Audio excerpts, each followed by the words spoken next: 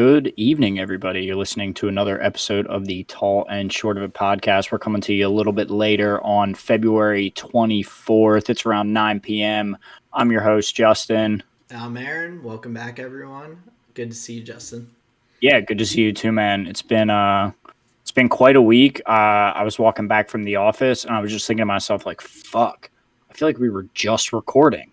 Yeah, this week flew by. I feel like there wasn't a ton of different stuff for me, I guess, that differentiated the days. So it all kind of blended together from recording day to recording day. So, dude, and then just here we are again. I think that's like the sign of a true podcaster, right? Where it's the other days don't matter. It's just about the pod day, right? That's kind of it. Definitely. We're just on our grind. This is what I look forward to. I was like, there was more snow on some day this past week. I don't even remember which one because we keep getting snow. And then I was like, right. Pod day again. It's so crazy. And like looking at the date, it's literally like, oh man, it's just moving so fast. Yeah, it always does. I mean, I feel like I've probably said it before, but it keeps coming up in conversations when I'm talking to people who I haven't really talked to from work in a little bit, like different property managers and whatnot. But this whole year, I keep thinking that I've been with my company for like over 2 years, and I've only been here for like it's like a year and a half. So it's like coming up to there, but I keep thinking and then having to remind myself that the entire second half of my first year with my company and then the first half of this year with the company, it's just been pandemic. And everything just blends together so much that it's hard for me to get my mind wrapped around how much time it's been. We are less than a month from when the first lockdown happened in the US from the pandemic. Right. It's nuts. That was, if I'm correct, I believe it was March 16th, at least here in Philly. So I think we closed like it would have been like earlier last year. Yeah, it's weird. Yeah, so now everything, even week to week, is blending together, and the only differentiation I have is snow. Yeah, it's just a blur, man. But it's not the worst thing. We've gotten a lot of episodes in that time, so. Well, yeah, I was gonna say, honestly, thank God for the pod title. Absolutely, there we go. But yeah, because hopefully something better comes up. But the idea is god damn, I feel like maybe, I think this is the proper way to say it. I think I've been blessed as an individual and as a unit with Sarah. Because one might argue this has been my best year yet. I think this has been developmentally, growth wise, I think a pretty important year. And it's just interesting to sometimes juxtapose that with the other feelings of negativity that are coming from some other outlets. And then it just feels weird to be like, well, I'm doing all right.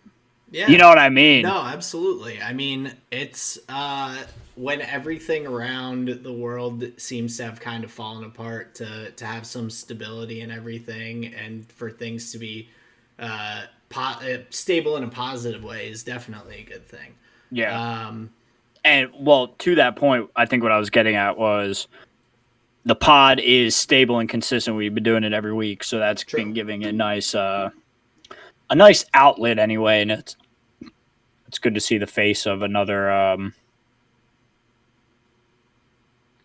I don't want to say human being, but another, a peer, a friend. Because I see the faces of my clients, but they're not my friends. You know what I mean? Right. So this has been a useful and invaluable connection tool. Yeah, I very helpful. definitely agree, because I think in a time where you can't see your friends as much and everything, other than like the people you're living with or the occasional seeing the family, whatnot, yeah, it's definitely good to have that. Like Yeah. I know I know that this is good for me because I look forward to it every week. And like this past week hasn't been great for me. I was pretty down like over the weekend, just like emotionally, and not anything like happened or anything like that, but I've just like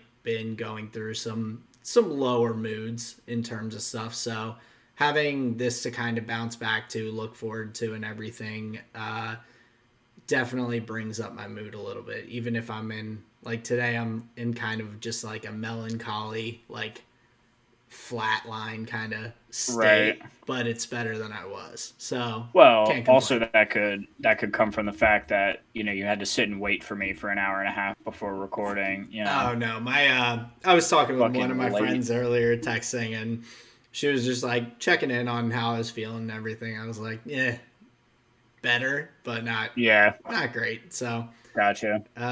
but nonetheless, I think we've Now, do got. you think that has to do with like therapy? Like, do you think has that been on your mind? I should say.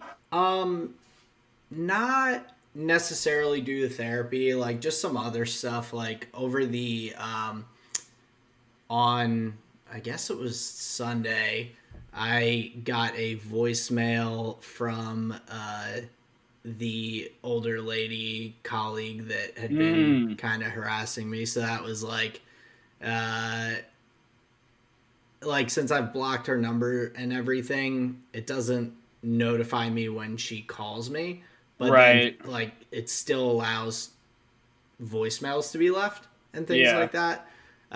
So that wasn't super pleasant for me. Even though it didn't say anything, I'm pretty sure it was a drunk call kind of thing, which Ooh. is Okay. yeah, like I haven't had one like from her in a long time, so pretty uncomfortable. Sure. But it's a mix of that. It's like some feelings of kind of not loneliness or anything. Like I definitely miss having some companionship and everything during all this time. So it was just a bunch of different things that kind of were weighing on me a bit. So I'm Right. trying to work through them, trying to, like you were just saying before we started, like about writing notes and everything. That's one thing my therapist had kind of recommended for me, is like to try and keep notes about like how I'm feeling, different things like that throughout Yeah. my week. So I'm slowly working on that. I don't remember to all the time, so I'm trying to get better at doing that, and just jotting stuff down in my phone. Right. Well, But it yeah, takes practice, just like anything. You gotta work to like make it part of the routine. yeah, definitely. So yeah, it's been a little bit of a weird week for me, but I hear you. can't complain too much. Okay. Things always get better. Well, good. I'm glad this is a bright spot in the week here. Pretty sure I cut you off from saying we have a pretty good show here for Yeah, this evening. absolutely. We've got Um, got a few topics to go through. I know there's not a ton of stuff right now that we had on the docket, but I'm sure we'll kind of dive into some different stuff and have some good conversations. So. yeah, definitely.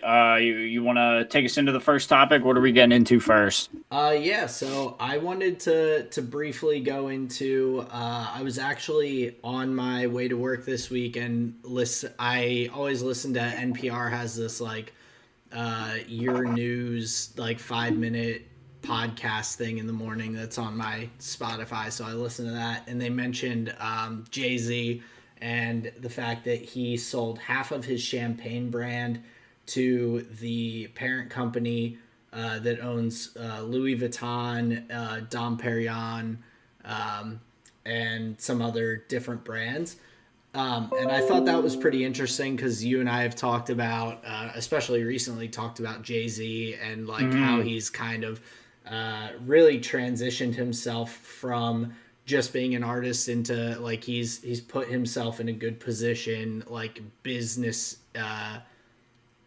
in terms of business, like his just prowess in terms of kind of putting himself in good spots and everything Right. is pretty impressive. And I thought that was a cool thing to kind of pop up for me, just randomly listening to news. So Interesting. Now, did it get into like motivations as to why, what he planned to do with the sale? Were there any details? So I don't think so. It's a 50% stake that he sold. Okay. So he still has a decent portion, a half portion of the business.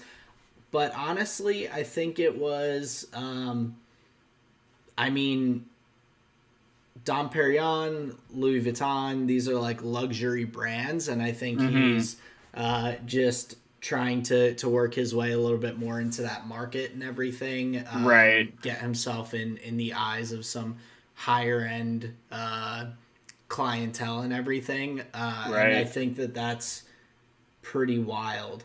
Well, if you remember on Magna Carta Holy Grail, he had that one song called Tom Ford.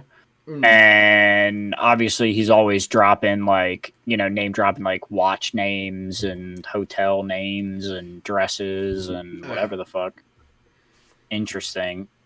So I say that to say, like, he's never been a stranger to like the fashion, I guess fashion world, fashion people. Yeah, that's true. He's definitely like been aware of that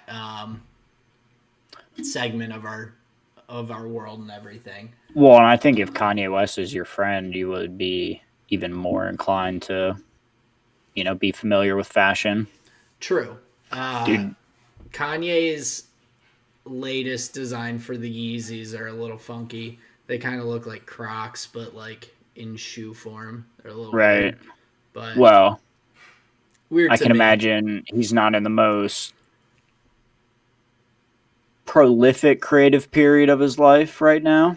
I would agree. Seems like it's pretty tough for him. Yeah, I think he's got a lot of other stuff going on. So shoe designs probably a little lower on the checklist.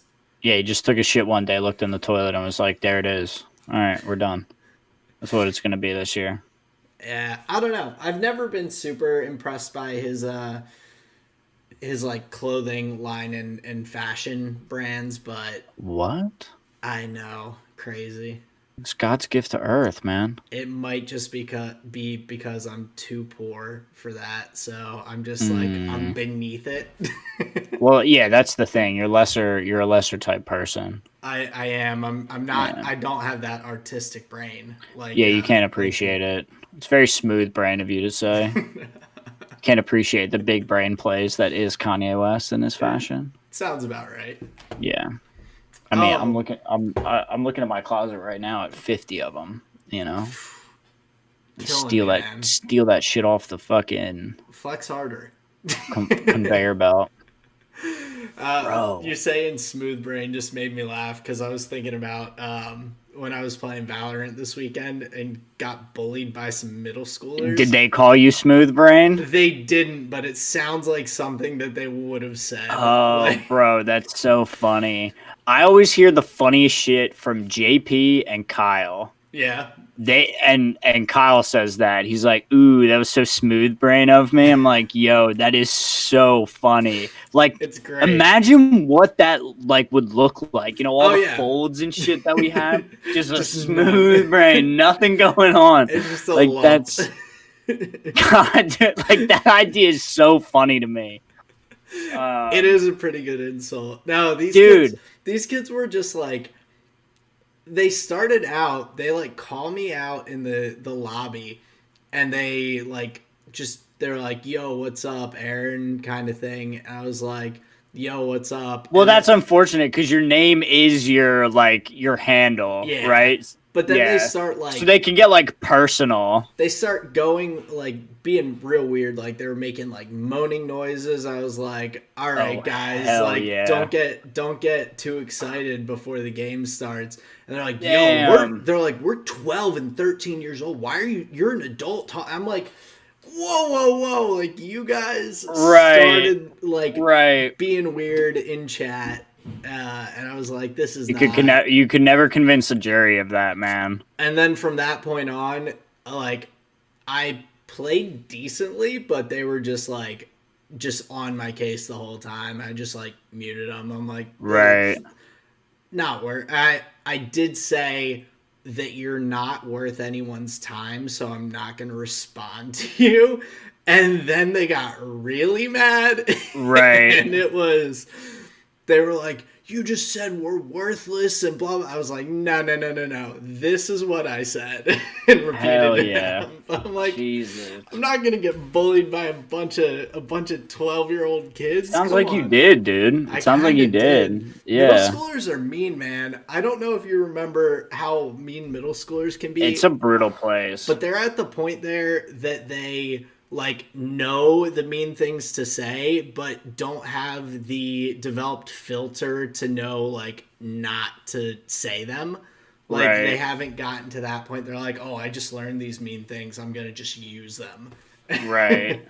Well, it's also funny too. Like, oh yeah, it definitely can. Especially like they're with their friends playing a video game. Right. Like, that you're like practically like crank calling somebody at that point. Oh, exactly. Yeah, that's like, too funny, man. It was ridiculous.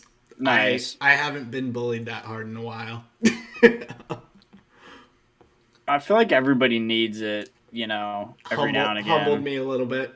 Yeah. They started going in on how I'm some 20-some-year-old. They, like, guesstimated my age. They're like, sure. We're a bunch of kids playing a video game. You're just some 20-some-year-old loser playing a video game. I'm like, yo, like, what?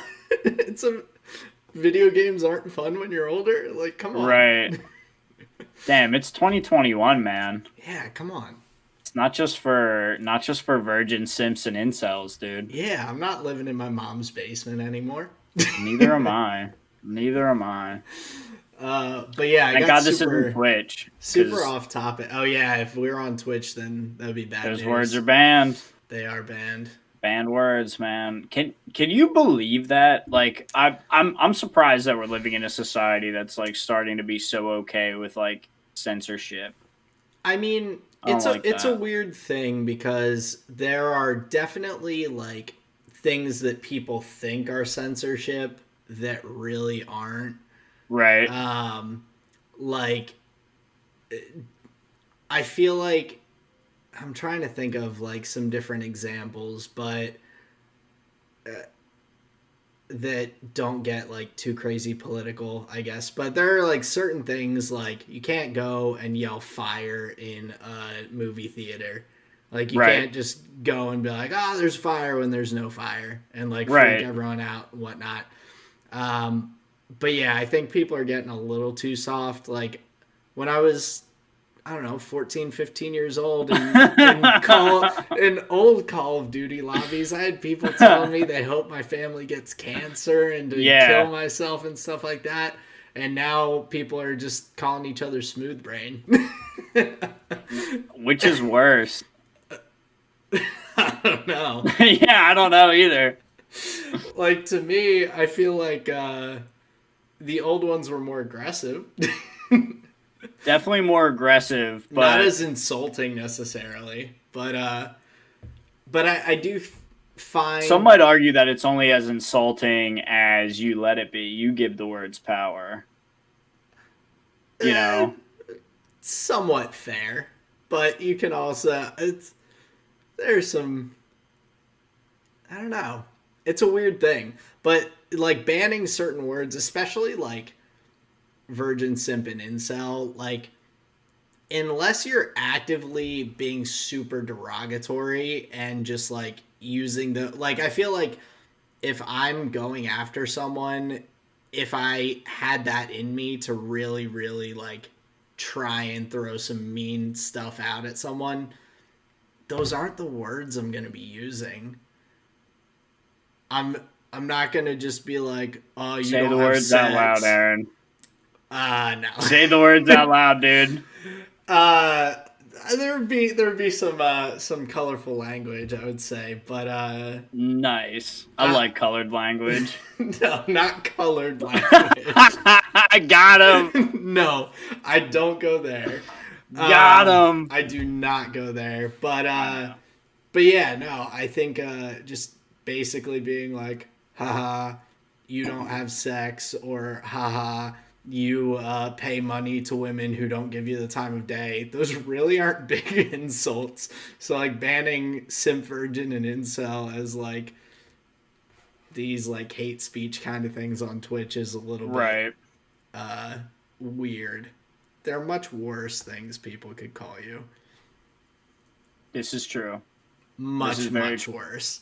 Unless you don't have sex, then virgin is pretty offensive. But like most people are for at least like a solid 15, 16 years of their life. Right. Like it's really not that huge of an insult. Yeah, but it's the 35-year-olds who haven't gotten that achievement yet. Well, then why are those people like doing things that are causing people to like yell derogatory things at them? Like that's a good point. I feel like if you're that old, that something like that being called that would offend you that much.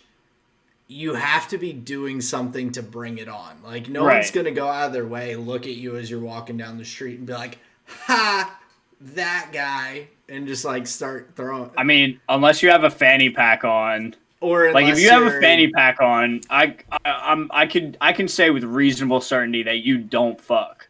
Or unless you walk by a bunch of middle schoolers. In today's day and age, who knows, bro? They might just throw some of that stuff out at you as you walk past. Yeah, who knows? Like I said, they might be planning their own little fuck party, you know, and they're looking at you like, haha, virgin, you're not in our little fuck party. I wouldn't want to be. Dude, neither would I. I'm just saying. No, you're right. You're right. Yeah. I don't know what middle schoolers do nowadays. They bully me online. I've learned that much. So you're such a hate magnet. What do you do? I honestly don't know. Yeah. I think it's because I have my name in my gamer tag. I think people feel like they can make it personal. Yeah, like that was the whole thing when we were playing League a lot. Like I just attracted the hate, and no one would say anything to you or to like Connor or Ian or Colin. Like just be all thrown at me, and it was like, and we were all probably not arguably. We were all like worse than you. I would say I don't know about that. I was going to say about the same level, so I wouldn't think that there was any reason to specifically target me in those instances. Oh. But it happens. I don't know. Killer Anal, I wouldn't fuck with. That sounds unpleasant. I'm not going to be mean to him. True. Fat Bus 69. That guy's got a name that he don't give a shit. There's nothing I can say that's going to offend that guy. Shestock. You can't really come up with anything clever. Well, yeah, like, you know, there's like the Chess Cock, you know. It's true. Like That's I've about heard it, though. That's about it. It sounds foreign. Like, what am I, Russian? You know, like, you don't know what's going on with that. And then Pop-Tart. True. That's likely a kid. So, you know, you go down the line. He was also always carrying the entire team. Right, so. Right. He was the nastiest one in our little play group. So, like, he's not going to get flamed. Yeah, they're just going to yell at the 0-1-0 jungler with his name in the name. Yeah, that's fair. Yeah. Speaking of names in the name, me and Sarah were making fun of Jose Diodo. Why is that?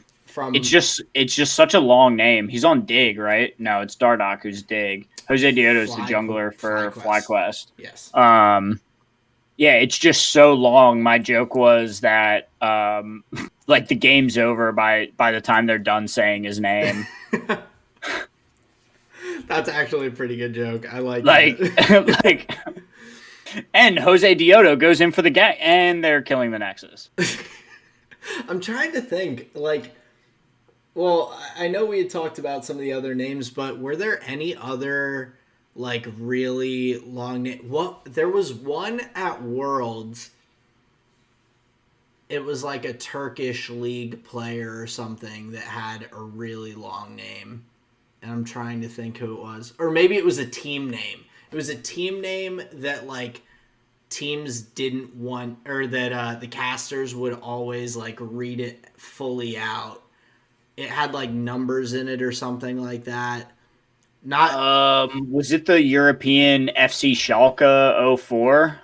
No, not Schalke, because that one's, like, relatively easier. Right. I'm gonna see if I can find it, but Fenerbahce. Oh, what was it? Oh, he's close. It's on the tip of his tongue. Have you ever seen r/tip of my dick? No. It's so funny. People post pictures of like naked girls or like porn stars, and they're like, "What is this person's name?" It's on the tip of my dick. It's so funny. Oh no. There's a thing for that? There's a Reddit for that? Dude, there's a Reddit for everything, son. That's true. I shouldn't be surprised anymore, but oh man. No, it was 1907 Fenerbahce, and yeah, I remember them. And they kept, like, they wouldn't just call it like any abbreviation. It was like they kept saying the full thing. Every time they were like, 1907 Fenerbahce is killing the Nexus. It's like they're just saying this giant team name before. How many syllables is that? Like 15? 1907. It's like 9. That's 10. A lot. It's a lot. Jesus, that's so funny. Yeah, I knew that there was something like that, but yeah, Jose Dioto does have quite the long name. I remember. Well, this is less of a remember. I'll get into that, but it was always the single syllable names that were like the most intimidating, right? Well, I think that kind of goes with like the Korean League of Legends and Chinese teams. Like they would just pick an English word that looked kind of cool, and that would just be their name. It would be, like, I mean, you even still have it. Like you've got Faker, Knight. Sword, like those just one syllable, just random word names. You're like, yeah, that's the guy you should be scared of. Mm-hmm. Yeah, for sure, definitely. Where were you gonna go with that? Was there any specific one you were thinking of? Like Mata. MATA, 4 letters. Super short. Just most disgusting players ever. Deft, Imp. Pawn. Dade. Insec. Yeah. That's notably 2. That feels like 2. It is, but it's still like it's only 5 letters because he didn't throw the T at the end. Which is badass. Yeah. Because it's so close to insect, but it's not. Yeah. And then he has a move named after him. Sweet. Uzi. Who else? Uzi's 3 letters. Yeah, Uzi I. Yeah. 3 syllables if you say it like that, though. True, but still super, super short in terms of, like, letter count. Right. To your point, though, I was thinking about Royal Never Give Up. Like, what a dumb team name. Yeah. They were, because it used to be Royal Club, right? Mm-hmm. Yeah. And Royal Club was like an intimidating name. They had the black and gold, like, well, it was kind Uzi I played for them. Kind of a sick logo too, dude. Like, yeah, they were an intimidating squad. Like, you know, top team out of China. Like, oh yeah, dude. Yeah. Like, Royal Club was awesome. That was like a team. And then they changed to Royal Never Give Up. And I was like, what the fuck is this shit? It makes me think back to like the old LCS days when teams just threw on like a sponsor into their team name, like TSM Snapdragon, Oh Cloud yeah, 9 HyperX. Like, bro. When was the last time anybody used the Snapdragon processor? I didn't even know what it was. Exactly. Exactly.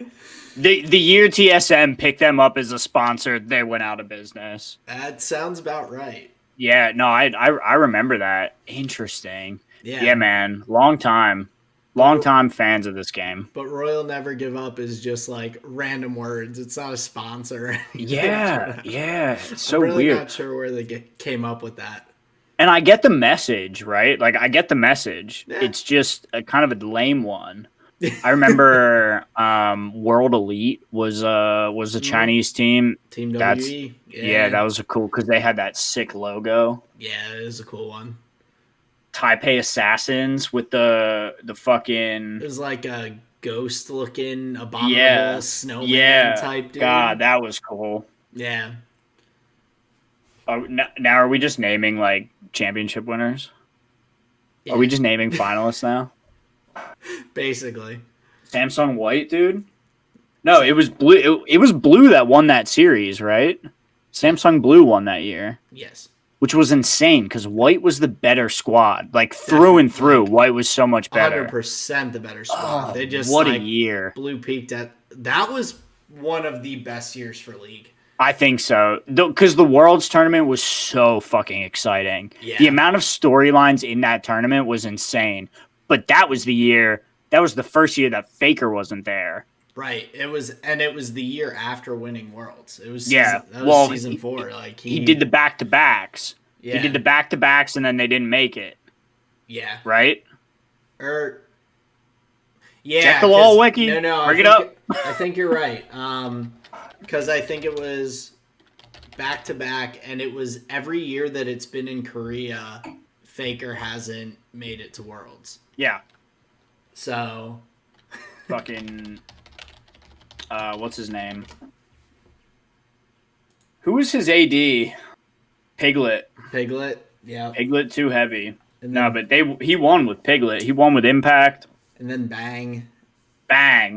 No, it was Bang and so we're wrong. So it was SKT won in season 3. Then the next year was in Korea, and Samsung White won. Samsung White was the team that was.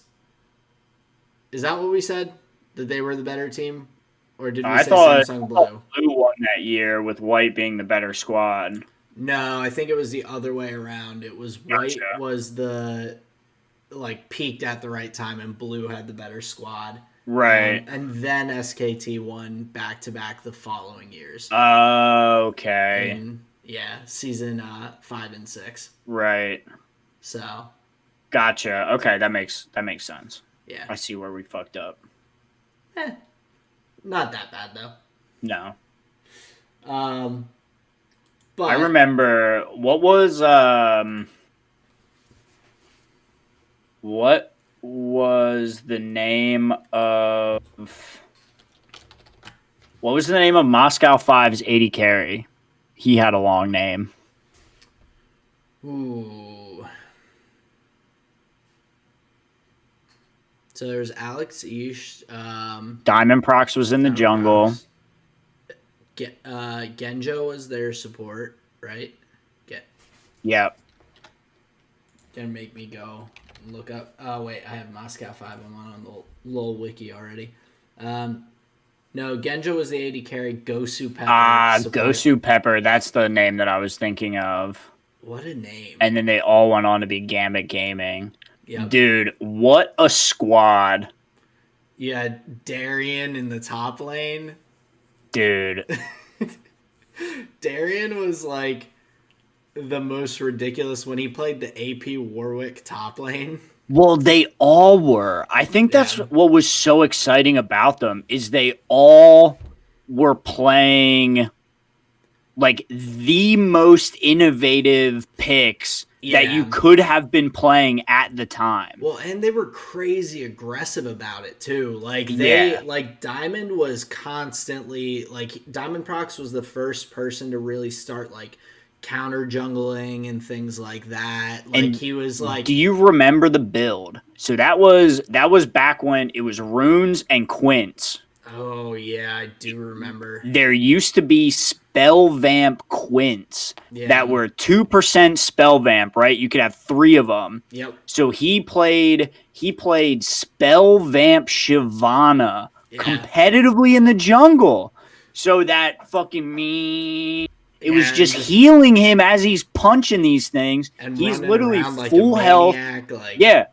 Dude, this guy was insane. And then on top of that, you have the world's most aggressive mid laner. So not only have these junglers, and obviously we're talking about a long time gone in League of Legends. This is 7 years ago, 7 years ago. They were doing things that players didn't even know was possible. They were walking into their blue side jungle. The whole thing is gone. And it's just like, hello, what? And then their mid laner gets solo killed. Fucking Genja pops off in the bottom lane. And for whatever reason, Darian's just at your tier 2 turret, like just whacking away on Warwick. You're like, what the fuck is going on? And then the game was over. It was insane. They were nuts. Like, okay, if I say Alex Ish highlight, what do you think of? I think Rise. Oh, really? I think of the Kha'Zix pentakill he got, where he was just hopping all Dude, over the place. Was that the one where Rivington Bislin III was like... Was that that one? Yeah, I'm pretty sure that's that one. Dude, you gotta love the sound effects, man. See, that's the kind of casting that we're talking about. I need made up alien sound effects. Like you said the other week, like pastry time doesn't quite do it. We need Freak and Rivington Bislin III just going ham and making puns and crazy noises. Yeah, exactly. Like give me the grassroots back. That gets the hype though. That's why I like Captain and that's why Flowers. we remember those games. Yeah, and that's why I love like Captain Flowers, because he's so animated with his casting and everything. Like so many other casters just don't like. The Doa Faker, what was that highlight? Like he made that, like it was a crazy highlight on its own. Well, I think Ryu's face made that. Just fucking dead inside, dude. That was the end of Ryu.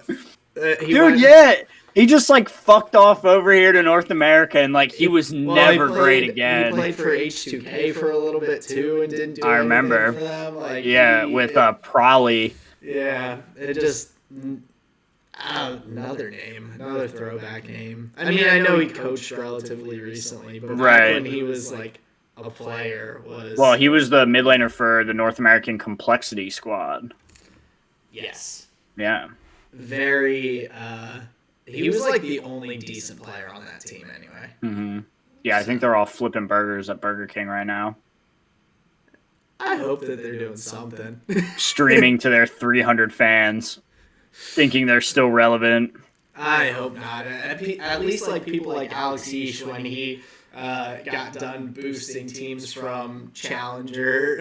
Dude, how many times did he hit that tournament, right? Afterwards in EU? Oh, no, in NA he even did it one year. Like that's right. His last year, I forget what team he boosted, but he like hopped on a team, and I think it was the year that Cloud9's B team made it to LCS, and then they sold off to FlyQuest. Oh, okay. When it was like High and Lemon and like all tech 80 carry and all those. They just boosted a team to LCS, and then Jack was like, I'm selling this spot for $1 million. I mean, hey. Yeah. I mean, gotta love it. Why not? But I'm pretty sure that was the year Alex Ish, like, they brought him in last second to be their mid laner. Some team did, and they were like, riding him all the way to LCS. And they Dude, did hell it, yeah. and then he was just like out. And he's like, yeah, I'm going to go be a computer programmer now with my wife. The hottest lady in Russia. And he has a kid and everything. He's the only one who I'm like, I occasionally wonder about some of these old school players. Right. Well, his sense of humor was impenetrable. That was the thing. If you remember Alex Itchy in interviews, he was like giggling a lot. He thought he was very funny. He was a goofball. He was a child. Like he had that like giddiness of a kid in a candy store. Anytime he was just like excited. Right, like, with a murderer's mentality. Oh yeah, it would shit all over everybody. I mean, I guess it would be giddy and pretty fun to just be absolutely destroying every person. Oh yeah, that's true. That's true. It's a little easier to not losing is pretty fun. No cares in the world. Yeah. Jeez, what a guy. They were a fun team to watch. They were fun times. What were we talking about? How did we get here? We were talking about Jay-Z selling his champagne company. What? I forget how exactly we got this far, but that's where we started. We didn't say we were diving into league or anything, and it just kind of carried into that. So nice. But I guess before we get into current League of Legends stuff going on, we can hit a little bit of news in F1 and some different stuff. But did you see the different launches for Alfa Romeo, Alpha Tauri, and Red Bull? I tuned into the Red Bull one and the AlphaTauri one, and I have to say, maybe I'm not a true fan. Maybe I don't, I'm not a rubber footer. I know that's what the F1 fans call themselves. I'm no rubber footer. But after I saw the McLaren one, saw the rather phoned in reaction from Danny and Lando. Yeah. You're just kind of like, I bet all the cars are gonna look like this. Yeah, it's about right. And as I was looking at the vehicles, that's the sense that I had gotten. I was just like, yeah, I haven't watched any more of the that looks pretty releases. Mean though. Yes. So that's what I was gonna say. I love that stripe. The Alfa Romeo car looks really, really good. I'm a big fan, and it's not too different from last year, but I'm pretty sure last year's the red was a little bit more maroon. This kind of pops a little bit more, and it wasn't as just clean white. It looks sharp. I'm a big fan of their livery. It doesn't look like there's anything to these fucking vehicles, dude. Oh, I know. If you look at the straight on, there is nothing. Oh yeah, it is small. Jesus fuck, man. Makes you wonder how their legs actually fit in to go onto the pedals. Well, very precisely. Sidebar. On Hulu, I think it is, on one of the fucking TV things, there's a documentary about McLaren. Ooh. And they show the preseason car development and all that kind of stuff, seat fit and all that. That's pretty cool. It seems like we were watching a couple episodes of it, and it seems like a very precise thing that goes on. They check very specifically knuckle clearance and knee clearance and stuff like that. Yeah. I think the idea is it's pretty fucking tight in there. Well, and that was the thing with when George Russell was driving Lewis Hamilton's car, he had to squeeze into a shoe a size smaller than what he normally wears just to be able to use the pedals and everything. Because a bigger shoe was right, and he's they had made it for Lewis. They hadn't made it for anyone else. And George is, I think, maybe 4 inches taller than Lewis is. Right. So yeah, these cars are super super precise with how they are.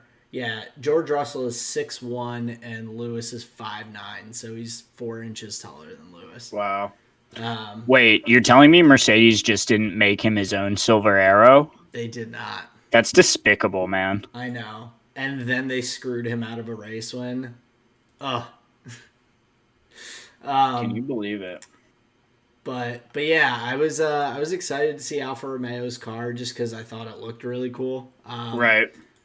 The AlphaTauri car also looks really dope. It's kind of just a reverse of last year's car colors. Mm-hmm. Like they just kind of flipped it. But I can't complain. I think it looks a little bit better than last year's. Yeah. I like the blue on the top, the dark color. Here, link me. Oh yeah, got you. Here, just link all of them to me. I pulled them all up. Hell yeah. And damn. Then... Yuki Tsunoda looking like an actual action figure. He does. Gasly a little bit too. Gasly doesn't. My God. Gasly's beard makes him look a little less action figure-y. Right. But their poses, they're both kind of like, I don't know what to do with my hands. Yeah. It looks like Yuki's arms are stuck like that. Yeah. Dude, I cannot wait to see him in that fucking car. I bet. I'm really excited. This is my no info prediction. Like, I think he's gonna tear the fucking track up. I think that the AlphaTauri car is really solid. In general, like they proved it last year. Gasly got the one win. Like him and Kvyat were both consistently pretty high in the standings, like up in that like points range, like 6 to 10 kind of. I think Yuki is a good driver, and I think he's going to perform well. But look at the top view of that AlphaTauri car. That looks really, really cool to me. Like, especially on the background that they have it on in that tweet. Yeah. Like, it looks pretty sweet. Dude, it doesn't look like there's anything to these vehicles. From the top, though, you can see a lot of meat. But, like, when you look at it from the other angles, it's just like... The front angle, yeah. And just looks like wheels, bro. The Red Bull car did not change much. I think they made it a little darker, maybe in the blue. Or dominated by the sponsors, sort of. Yeah, I think they had to make room for all those new Sergio Perez sponsors, man. Right. People love their Checo, man. They do.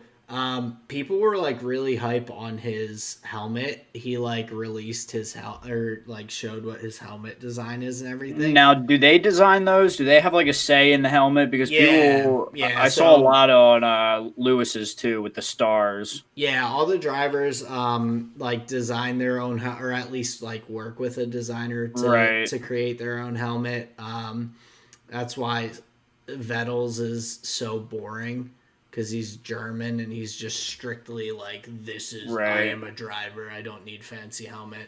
And like, Max has his like crazy gold lion on the white helmet and everything. So yeah, they do a bit of that, but Checo's like had all this like neon yellow in it and it just didn't. I'll send you the link real quick. I just have to pull it up, but I don't know. It just doesn't look great to me. And I don't know if it's just like an I'm wrong thing, but personally, I don't find it that appealing of a look because so many people were like super excited, but it has all this highlighter yellow in it. Yeah, it looks all right. I'm not a fan of the highlighter yellow though. He looks like he's he looks like he's the hall monitor. Like the green on top of it in the Mexican flag is like pretty flashy, and I think that like is cool. It draws attention to the Mexican flag on top. but the rest of it, there's just like so much of that. And it's not quite the same yellow as the Red Bull like yellow. Right, so it kind of clashes there. It's like slightly off. I don't know. Personally, not the biggest fan, but hey, they can do whatever they want with their helmets. So right. It is Thoughts on my new helmet? Hashtag Red Bull, hashtag charge on, hashtag can't wait. Yeah, I tweeted at him. I'm like, it sucks. No, I didn't. Fuck you at Checo Perez. Way to take a spot away from my boy Alex Albon, who I definitely talked a decent bit of trash on last season. How's it feel to be one of the guys who was right? Pretty good. Hell yeah. But I guess speaking of last season, that's another cool thing. The Drive to Survive. Yes, sir. Coming out March 19th, I believe they said, and they also dropped a little teaser video on YouTube, which is like, it's like 35 seconds long, but the last 10 seconds of it is just the Netflix logo like popping up on the screen. So it's like super short. It's just like some clips of people being like, who knows what's going to happen with this season, like because of COVID. And it shows like a couple of little very quick like racing clips, like the start of one of the races. And like, it was just not even that much. It was like the starting line and the cars taking off, and then like the lights, and then it was like, that was it. Dude, nothing is more exciting than a race start on wet where like everybody's on the throttle but nobody's moving. It's just like you see the water spray. Yeah. So funny. But I'm super pumped for that. That's going to be coming up it's less than a month away. Yeah, nothing like a good recap before you get into the new before you get into the new season of absolutely. Just kind of like remind you of storylines, what happened, who won where, and and Netflix does a really good job with that series of like putting stuff together. You get some decent behind the scenes. I'm kind of curious how it will be with this past year having COVID going on. How much like of that behind the scenes content they're able to get. Yeah, like how much access the teams gave them. Right, exactly. Yeah. But I think it'll be interesting. Nonetheless, I think they'll put something good together. So it'll be fun. Yeah, I'm definitely looking forward to it. Yeah. And then I guess other F1 news, Pietro Fittipaldi is going to be the test and reserve driver for Haas. So they are hanging on to the boy after he had some decent performances filling in for Grosjean. So happy for him to be in that spot. Mm-hmm. So. Now, how much time do you get as a reserve driver? Like, do you get in the car? Are you just on the sim? So what are your responsibilities? Do you know? You're on the sim a lot, from what I understand, and then you also like your team has the option to like let you do free practice sessions and things like that. So a lot of times you'll see them run in like FP1 and things like that on weekends, especially later in the season when teams are like trying to kind of shake out their lineup for the following year and figure that all out. So we may see him here and there. With COVID still being decently prevalent in our world, to say the least, I think there's also possibilities that he could end up driving, or other reserve drivers could end up coming in if people get sick. So hopefully no one does, but if they do, that could still continue to shake lineups up a little bit here and there. So yeah, maybe give us more. Where was that? Bahrain. Yeah, that George raced for Lewis. Yep. Gotcha. Yeah, then maybe we can have more Bahrains. Yeah. So Bahrains. So that'll be cool. But then I was like, I was telling you, I started looking at like drivers from last year because I saw a tweet about Grosjean driving an IndyCar this year. Yeah. And of course, during his test, he had a spin and went into the wall. So just continuing the Grosjean crashing out, kind of. Oh man, like why are people still giving him a car?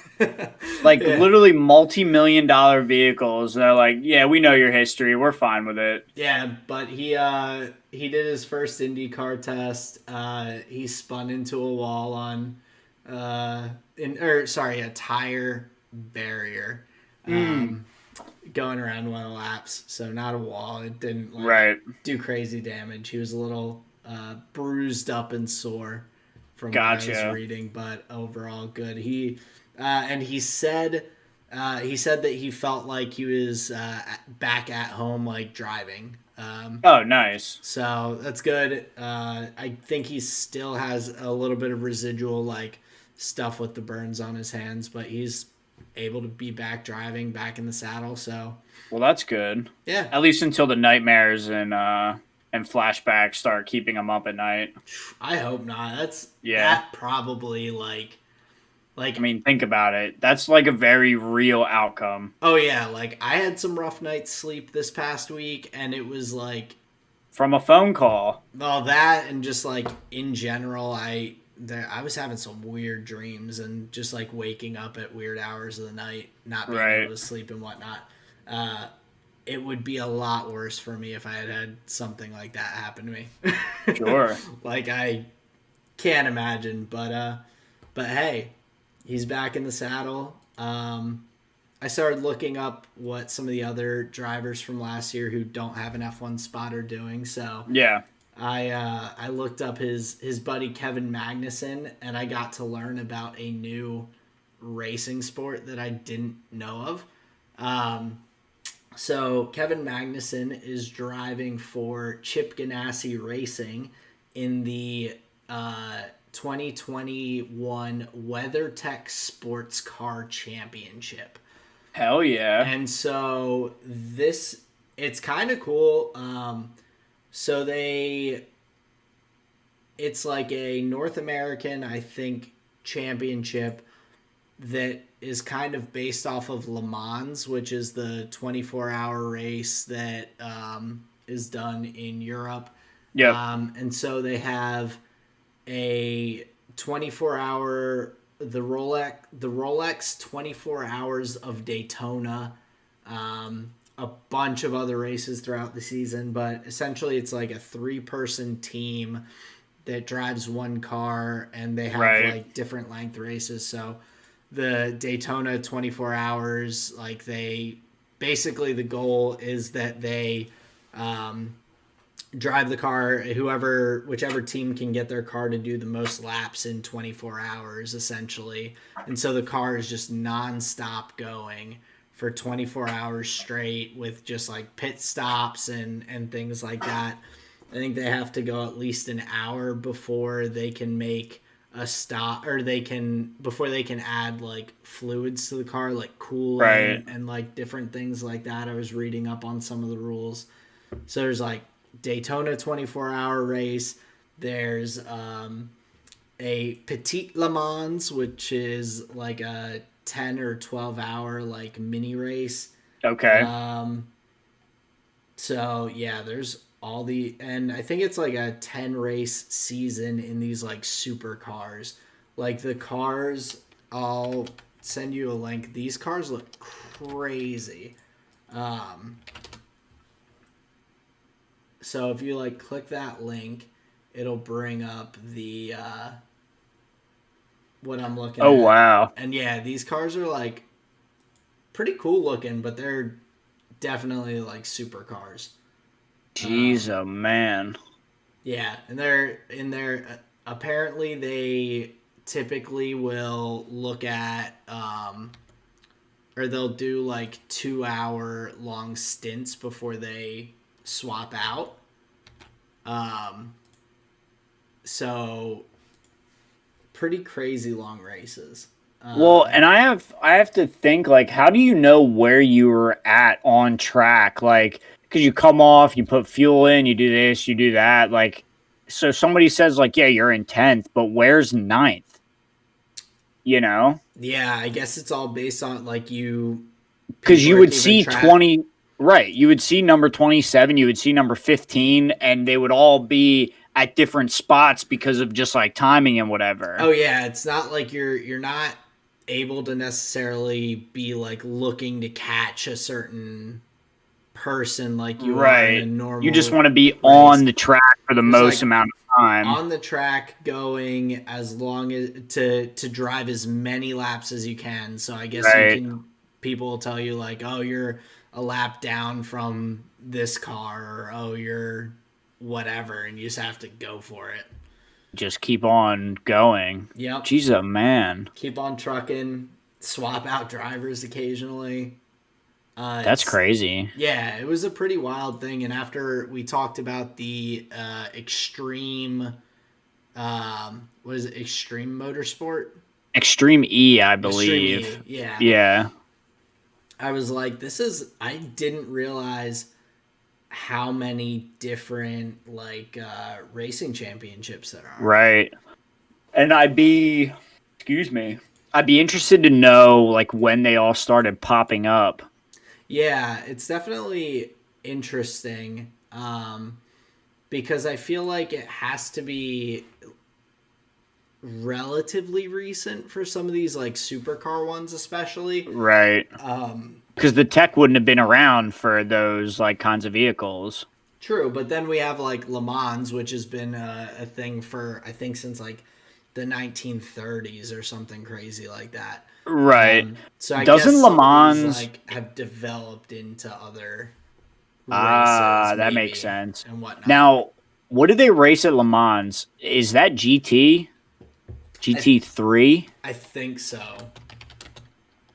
Because they're like fast cars. It's not like like D class. They're definitely okay. So cars, so they're all 2-seaters.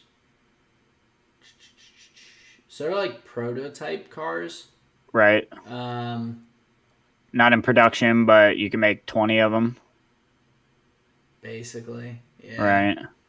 Yeah, they're GT. Crazy. Yeah. Ah, okay. Yeah, so you'll see like Audis and Lamborghinis and stuff. They're just like works. Yeah, absolutely. Yeah. Okay.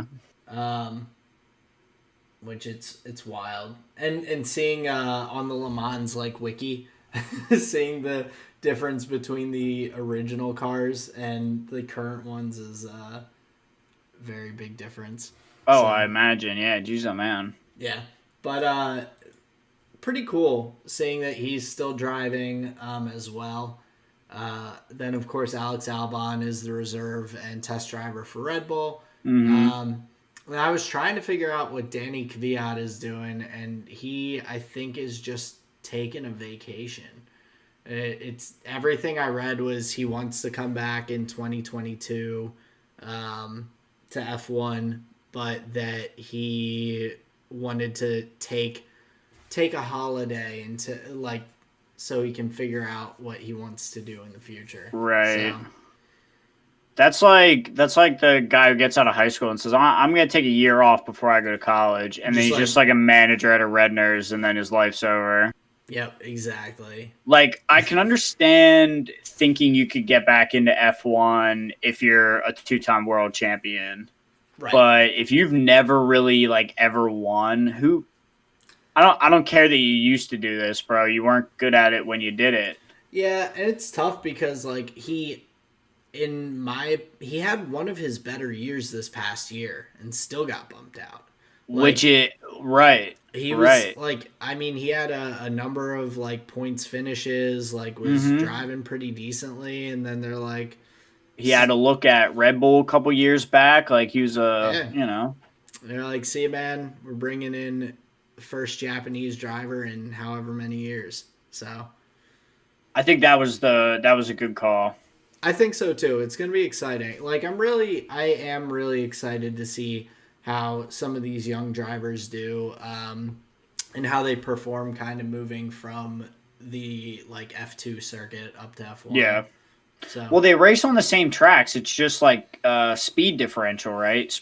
speed differential and brake power. Brake power, aero is going to be different from the Right. cars. Because in F2, like all the cars are much more same playing field and same level. Yeah. So adjusting to the different aero of like F1 car will be interesting, but I can't imagine it'll be. They're all good drivers. Like it's not going to be anything wild or out of their They've all got their license. Exactly. It's not going to be outside their capabilities. Wait, say that again? I'm so fucking jealous about that, by the way. That you just have a regular license, but they have a super license? Mm-hmm. Son of a bitches. Yeah. I want my license to be super. Yeah. That'd be funny. Just write like in a highlighter, just super. Hey, whatever works. They'll never know the difference. I think they might. They probably will.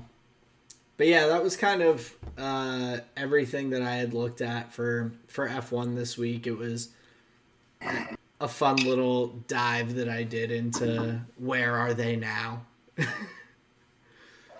But well, you just hope that they're still like driving in some capacity, you know? Yeah. Like I hope even in vacation, caveats, you know, like driving a go-kart or whatever. Yeah, having some fun. Yeah. Working out that super license at least. If I can't have it, you know. Imagining an F1 driver hopping back in a go-kart just makes me chuckle. Well, it said the documentary we were watching about McLaren, that's what it said Fernando does. Because you're not allowed to get in an F1 car like off season. It's against the rules to like even race one. So he gets in like high powered go-karts. Interesting. To like still like be on the track. I mean, I guess that's a good way to continue your like reflexes and that stuff. Right. I still feel like I would just probably just play Call of Duty. I was gonna say if I was popping domes.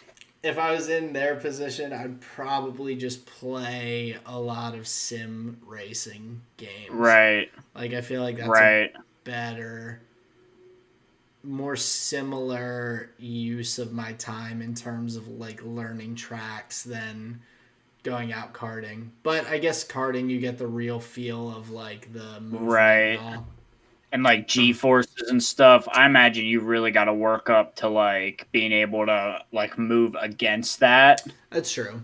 But I mean, they're also working out a lot. They're doing different like neck I'm sure they're all fucking yoked. Oh yeah, they've got to be. Like, I mean, Lewis Hamilton is just out here being all chiseled. Oh, defined. Take your shirt off, Lewis. Oh, Lewis. Oh, Lewis. And then you've got Max. That's him touching all over me. You have Max, who's definitely not as cut as Lewis. But yeah, I can imagine Max having a bit of like that quarterback chunk. Just you know, just a little. Like he's still in good shape, but he's just got a little bit more meat on his bones. Right. That's I can see that. Well, I mean, you're eating strudel for breakfast, lunch, and dinner, you know, and your sausages and your fucking... I wouldn't blame him. Sounds like a phenomenal meal plan to me. I don't eat much breakfast, though, so dishes don't really appeal that much to me. But, okay, well, here's one for you. In America, though, our breakfasts are just like pure sugar. It's just like donuts and cupcakes and Pop-Tarts and fucking Frosted Flakes and all that kind of shit.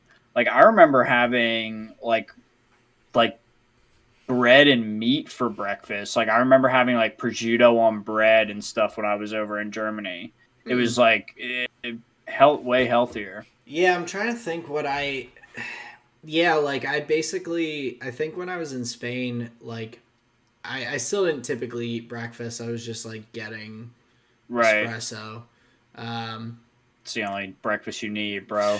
Straight coffee bean water. Give it to me. Basically what I do now anyway. Dude. But yeah, it was. I think like a couple of times I got something, and it was like a ham and cheese sandwich, and I was like, Right. basically, Yeah. it wasn't anything, like Danishy or sweet, and that's not really the breakfast I go for here anyway. When I do eat breakfast, like if No, I I go want like out an egg on bagel. or like breakfast sandwich, if I go out to a diner, I love getting like a nice like mushroom and cheese, like mushroom and Swiss omelet with a side of hash browns Right. and everything. The toast and like any other pastries really are not that appealing to me. I agree. I'll I occasionally do a agree. Dunkin' Donut, but like one. Like I just it's not my thing. That's funny to think of it as just one single donut. Just a Dunkin' I'll Donut. do a Dunkin' Donut. A donut that I intend to be dunking. I want one of those. Exactly. It is a donut that I will be dunking A in my Dunkin' coffee. Donut. This donut is for dunking.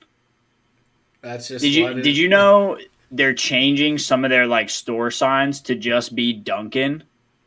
It's Really? just Dunkin', yeah. Well, that's like Domino's changed theirs a while back because it used to be like Domino's Pizza and it Right. had like a bigger logo. Now it's just Domino's and it's just the domino like tile like as their symbol. Interesting. Yeah, I forget when they changed it, but Domino's used to be like Domino's Pizza, and they shortened it up to Domino's. Just Domino's, yeah. Interesting. Well, that's like, have you ever seen Idiocracy? Makes me think of the sequence where it shows like the dumbing down of America in the name on the Fuddruckers sign. Oh no. Yeah, it was really funny. There were like 4 different like versions of Fuddruckers, and I'm sure you can guess what the last one was. But yeah, it was pretty good. It's like, okay, so this is how it happens. Yeah. Slowly but surely. Just over time getting just shorter and shorter and shorter. And eventually becoming butt fuckers. I was so good. Yeah. Dude, I love the scene in the movie where he runs out of the jail and the turret, it like turns to shoot him and then just shoots the other turret off the wall. It's so good. It's a great movie. Oh, that's something I haven't seen in a long time. Dude, the IQ test was like putting the blocks into the same shape, and he looks over and there's a dude just like mashing it against the thing. It's like, oh no.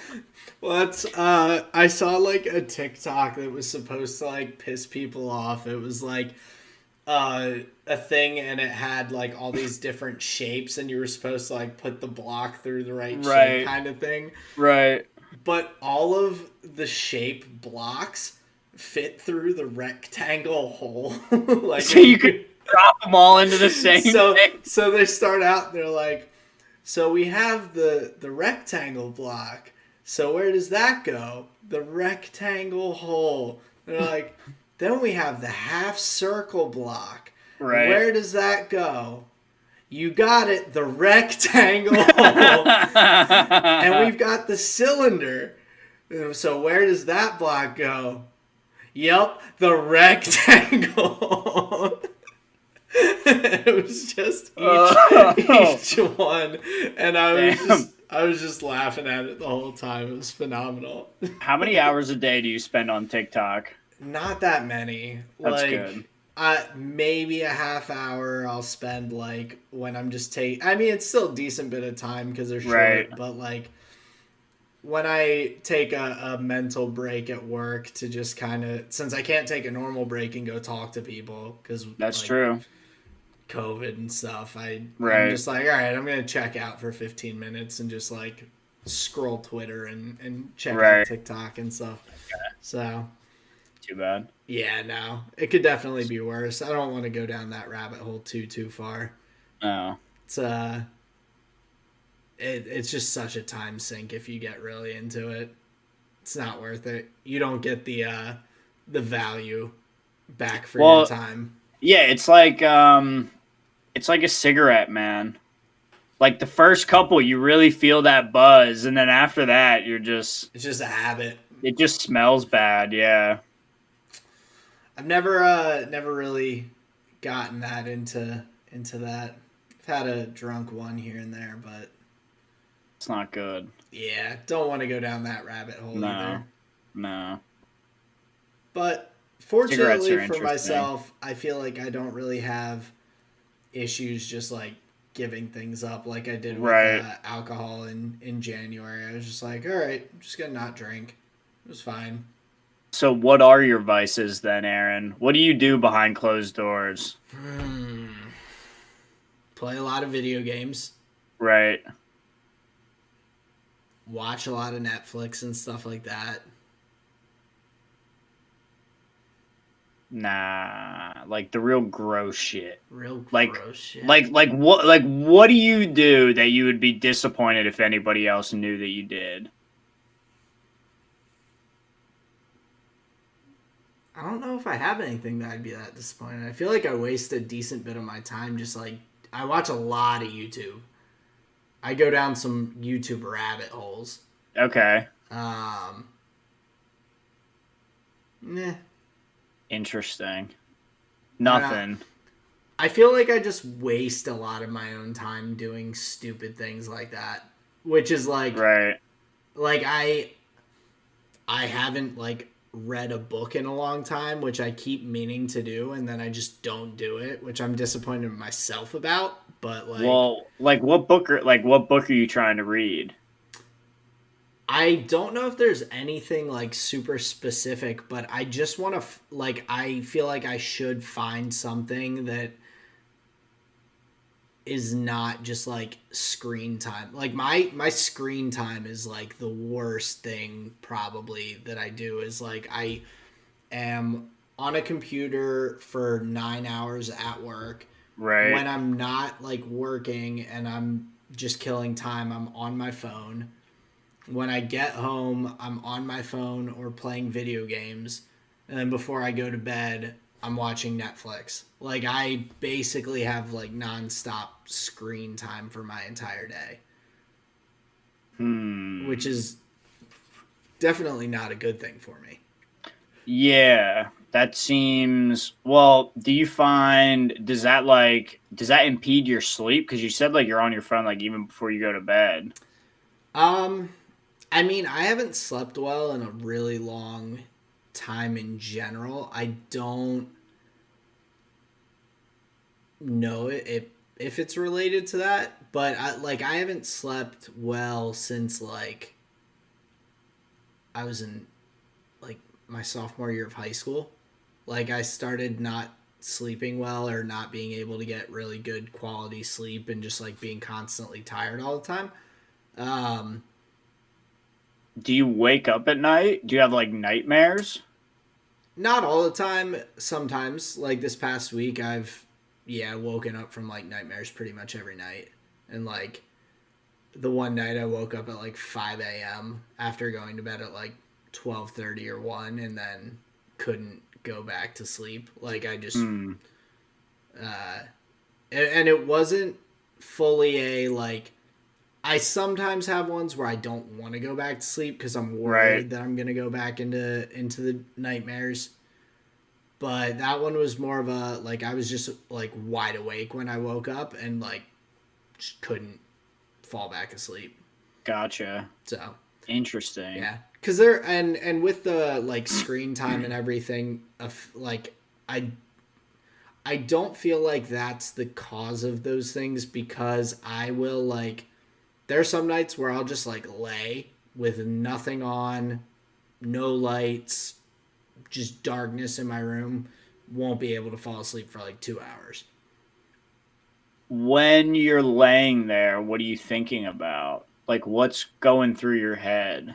Random thoughts, a lot of thinking about the fact that I can't fall asleep. Right, like doing the like the nap calculation. Like, oh, if I fall asleep right now, a ton of that. Yeah. Right. It'll be an hour and 26 minutes. That's okay. Yep. A lot of that, thinking about random things like Do you fear falling asleep? No. Do you have like a fear of like missing out? Like missing out on what? Anything. Because I know I've experienced like, I'll do this. I'll catch myself. Just like standing here at night. And I just won't go to bed. But I've shut my computer. She's asleep, and I'll just stand here for like 25, 30 minutes. And there's like I'm racking in my brain. I'm like, there's got to be a deck I can build. What? Do I want to play like Don't Starve? And like I'll look at my computer and I'll be like, do I want to play a video game? Like, is that the thing? And then I'll open my computer, I'll pull up Steam, and I'll be like, no, everybody got off. So yeah. I'll close my computer again, and I'll stand up, and I'll just like stand there for like 25 minutes. So I guess not of anything specific, but like, okay, or think about it like this. Where you spend all day dedicated to other people, like your job, their agenda, their itinerary. Do you feel like you would miss out on like you time if you went to bed? Is it like feelings of that, like, oh, just like always like the grind kind of thing? Not really. And I definitely understand that a bit more. Like I think I will occasionally feel that where I'm just like, I've been doing stuff like work and running around and errands and like just real people things and like haven't had a break to like just do my thing. That happens occasionally when I'm just like, when those times happen, because it just does sometimes. Yeah. But no, typically I think that's another problem for me with this is the fact that I can't figure out a reason for like why.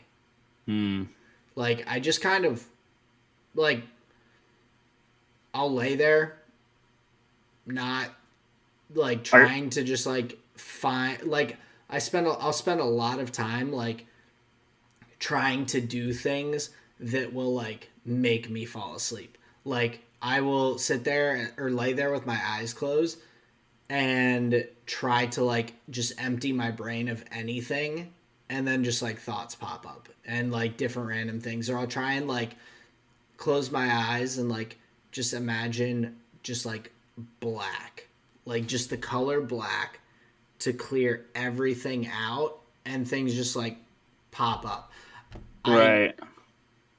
I don't know. My therapist said that I think I said this last week, but my therapist thinks I might have ADHD after one session with me. She was like, yeah, we might want to do that test. So I don't know if that's what it is. No idea. Like my dad has sleep apnea, so like that makes more sense genetically in terms of me not getting restful sleep.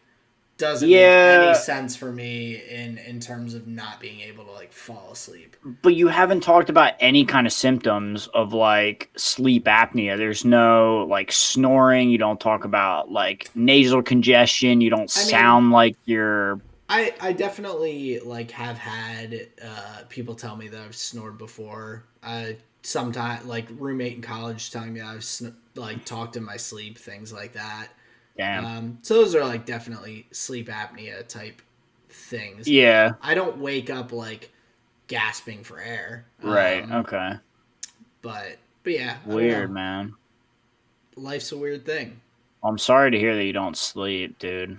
Yeah, I mean, I try to, but yeah, I feel like I am extremely reliant on like caffeine in the mornings and things like that because I just like I'm trying to think which day it was.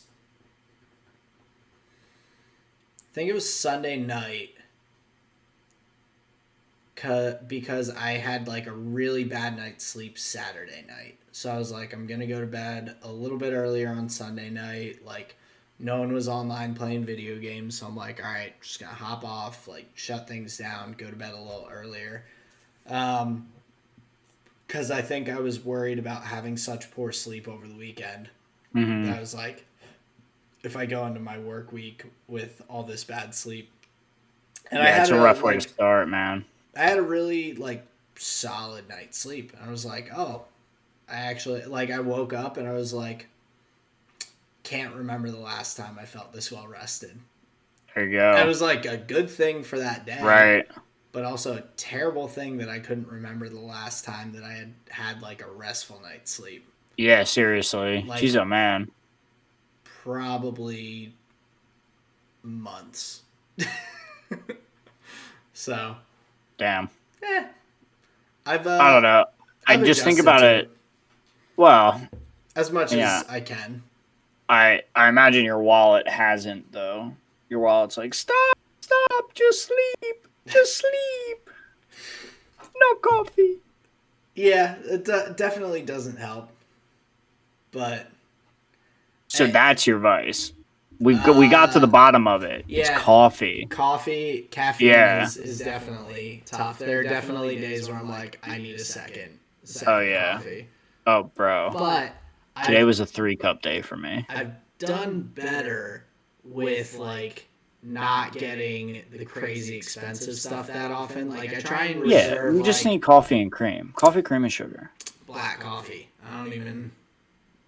My pop-up says that Snyders drink their coffee black, and so that's the way I do it. He would, like, give me a hard time, because, so, pop-up goes out to breakfast at a diner every day of the week. So anytime that I would go out to breakfast with him when I was younger and, like, had just started drinking coffee, like, late in high school and whatnot. He would make you drink black diner coffee. He would give me a hard time about using cream and sugar, so I just stopped. He's 93, man. He's 93. 92.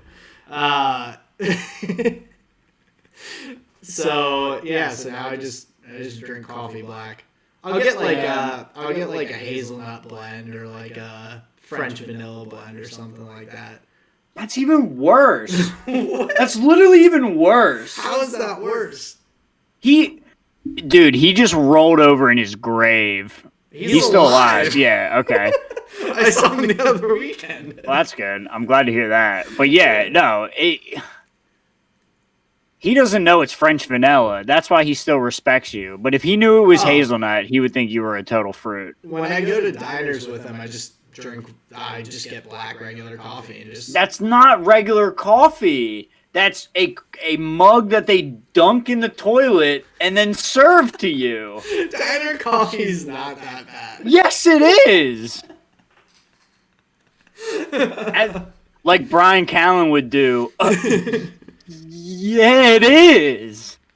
Yo, diner coffee, it wakes you up. Wakes you up real good. Yeah, that's the. And they don't fucking. That's your body reacting with all the formaldehyde. It kicks you into overdrive. They don't ever let your mug get empty at the diner either, so you don't ever realize how many cups you actually drank. Right. It just all feels like the start of the first cup. Exactly. And then you've probably had like 5 cups worth of coffee. Jesus. You walk out of there like, no. That's one fortunate thing. I very rarely get like jittery or like anxious from it. And the fact that I'm already anxious, like that's definitely a good thing. Well, that makes sense because like if you don't have the like chemical ADHD thing, if you take Adderall, it'll speed you up. Yeah. Right?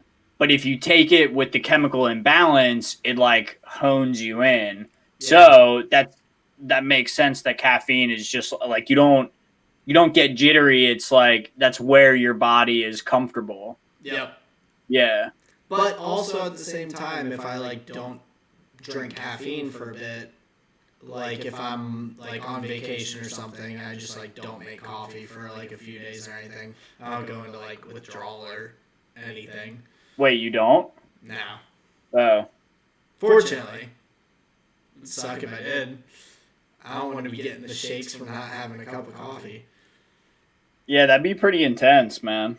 Yeah. That'd be a habit and a half. Or like I don't get like headaches from lack of caffeine. Well, that's good. So. Okay, so it's just like trade-offs in life, you know. I pay $1.79 at 7-Eleven most mornings to get my day going. It's not terrible. Could be worse. That's like $520 a year, though. Yeah. That's one thing that I need to get better at is actually, because I have like what, mental math? No. Making coffee at home. But the fact that Keurig, baby. One and done. But one and done, baby. I have the reusable cup thing though. I don't have the Keurig. I'm lazy.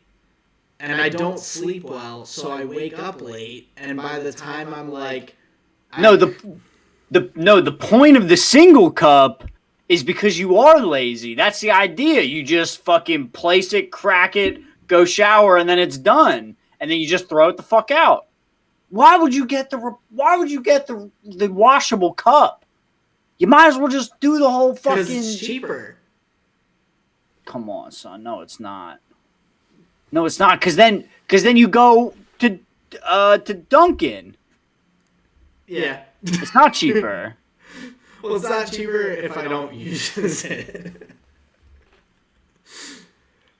Yeah. I don't know what to tell you, bro.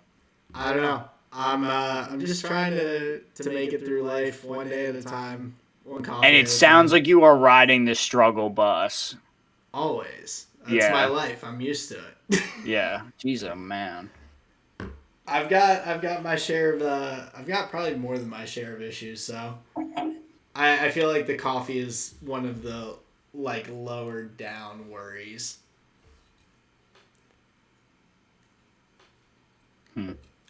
Yeah. I understand. They're more pressing matters. Always is, really. But you're right. You're making me think about things. Rethink my process. I might have to get some of the normal K-cups.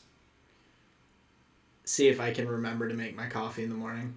Really, most of it's just getting into the habit of doing it. Right. Dude, you just crack it, get in the shower. True. Just make it first thing you do before the shower. Do you have one of the big Keurigs? Define big Keurig. Like the one that you fill water in a thing and put it on the side of it, and then you just have to put the thing in, put your mug under it, and press it? Or do you have the one that you have to like dump the water into every time? We have the one that you dump your water in and then hit go. Okay, that's what I have. It can also make a carafe. I think that's what they call a pot. That's what it says on the button, carafe. Yeah. We can make that too. Okay. It's always a funny day when Sarah puts on a pot of coffee. Because I mean, she only wants one cup, but she hopes I drink the rest. Which I'm sure you do. Oh, I do. I'm a total degenerate. Yeah. 8 p.m. Sure, I'll drink a pot of coffee. Thank you. I mean, you do talk about putting on like getting a cup of coffee before the pod sometimes. Which and that's like 8 p.m. Yeah, like 7:30, 8 o'clock. Yeah, I'm a mess, and I'm such an asshole. I can sleep then. You know, I pass right out. Yeah, well, that's not even a concern for me. Like drinking caffeine in the evenings, I don't really do it. But the fact that it just makes me feel normal, I don't think it would actually like. Well, and you don't sleep anyway, so I don't think coffee wouldn't keep me up. Right. Yeah. Yeah. It just like a cup of coffee in me is like baseline, just normal. That's funny. Yeah. I start my day with a line of Coke. Basically. Hell yeah. Just gonna start snorting coffee grounds. Dude, I forget what fucking movie it was. but there was a guy on a phone, and he says something like, he's like, "What, are you kidding me? I don't get out of bed for less than 50 thou," or something like that. I was like, God, I want to be that. I would like to have that financial security to be able to do that. Yeah. God, it was so funny. I forget what that was from. Why do I recognize it?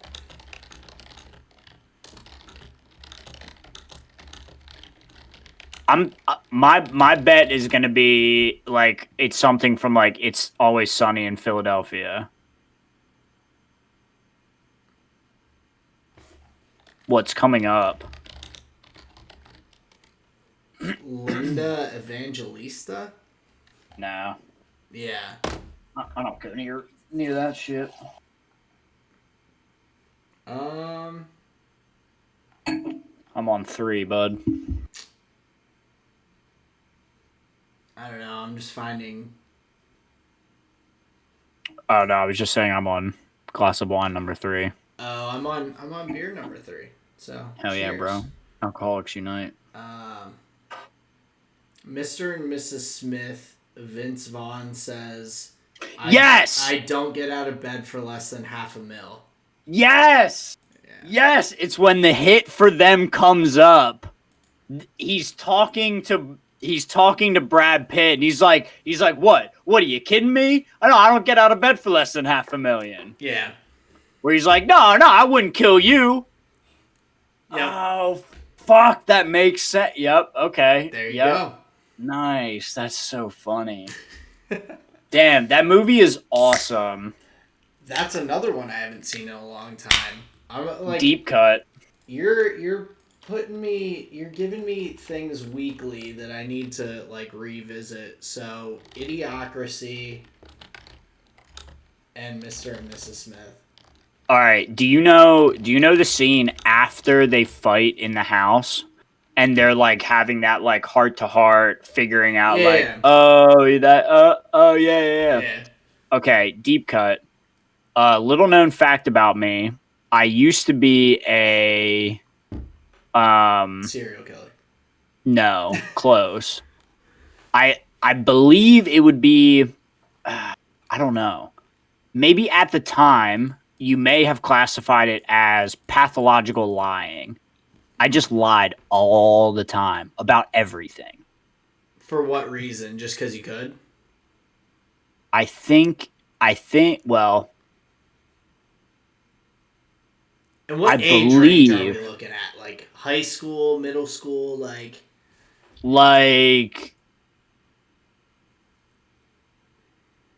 Because that also makes a big difference.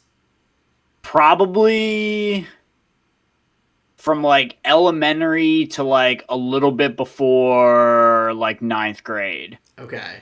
And it wasn't necessarily like to my peers, because I often respected my peers. It was often to my parents and like things of authority. Okay. Right? Now, you're a rebellious little guy. I like to think I was. Where was I what was I? You lied a lot. Mr. and Mrs. Smith. Yes. Oh, yes. Yeah. Thank you. Okay. And also because this is the situation that this is, I believe I would lie in positions of like I wanted somebody to like me, right? So it was like lie to impress. Okay. Like, oh, look at all the things that I know, even though I was just making it up. Gotcha. So I'm pretty sure it was with a family friend. His name is Andy. We were at his house for like a picnic or something. We were hanging out. We go down the street to meet up with his friend. And we were just like messing around. I think we were playing like airsoft and just like running around in the neighborhood. And we got done playing. We were like getting bottles of water and just kind of like joking around. And I said the conversation went in a direction where we were like talking about injuries. Like someone said like, oh, you know, I broke my ankle or I broke my wrist or whatever it was. My dumb ass, dude. Oh, I no. said verbatim the exact thing that fucking Joe what's her name? Angelina Jolie says about numbing the fingers. About numbing the fingers, like with the like grenade or whatever the fuck. This kid calls me out. He's like, wasn't that in that movie? So wait, we can actually time it. Because it was about that movie. Yep. Mr. and Mrs. Smith. It was 05. Okay, 2005, 92 to 2000. I'm 8 years old. So I'm 12. I'm 13 years old. So you're like 7th grader? 8th grader, maybe? Yeah, okay. So that's like right around when I thought. And yeah, this kid had seen that movie and he called me out on it. He's like, wasn't that what she said in the... You don't... And I was like... That's when it hit me that I was like, oh. Oh, people ask for receipts. Okay. Uh-huh. People come with... It's much easier now for people to come with receipts with technology. Right. But back then, if someone did, you were... Bro, he clocked me hard. He clocked me real hard. He's like, nah, I don't play with that shit. He had you. I don't play with that shit. He had you dialed up in his scope, like lined up for the shot. He's like, yep, I got you. I was done. I've never flexed again in my whole life. I don't know something, I say it. You know. Dude, can you imagine being 13 years old trying to play off like you got like numb fingers from like, oh yeah, I was back in Nam, dude. Just fucking took a grenade to the arms. I can't feel him. Yeah. Dude. I mean, I've definitely... That's the shit that keeps me up at night. I think the closest stuff to that I have been in that I will or have like lied about is the...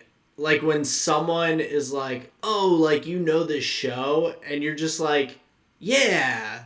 And like maybe you've heard of the TV show, but you've never actually watched it. And you're just like, want to be part of the conversation kind of thing. You're like, if you say no, I have no idea what you're talking about, then it just like kills the conversation. So you're just like, yeah. Or there has to be the 12-minute long exposition of like what got you to that. Right. And that's usually what I'm trying to avoid with a lie like that. It's just like, okay, get to the point. I've gotten better with those things over time. But that was one that I used to have a lot of trouble with. I would just be interesting. Like, I'd just be like, oh yeah, I know what you're talking about. Like just not even to not feel stupid, but just to like keep the conversation going because I enjoy talking to people. So interesting. Yeah. So I see, and that makes sense. Like that's just like white lies. That's more like social courtesy, honestly. Like because they don't want to explain it to you, right? You know, they just want they want to talk about what their point is, right? And like so I've very rarely, I can't think of any particular instances where someone's like caught me in one of those things where they're like, oh man, oh really? It's bad. Yeah, but I don't think I've run into any of those situations with something like I feel like that's more likely to happen with like a crazy fandom of something like I've watched a lot of Star Wars things and really like Star Wars. But if you talk to someone who's fanatical about Star Wars and you haven't, like you're not up with any of that stuff. Oh, yeah. I've never run into a situation like that where I'm talking to someone about something that they're like fanatical about and I have no clue and just like, oh yeah, I know. Yeah, I fortunately haven't done that because... Well, that's good. I would get put in my place pretty quick. Yeah, and that'd be like rather embarrassing, I imagine. Yeah.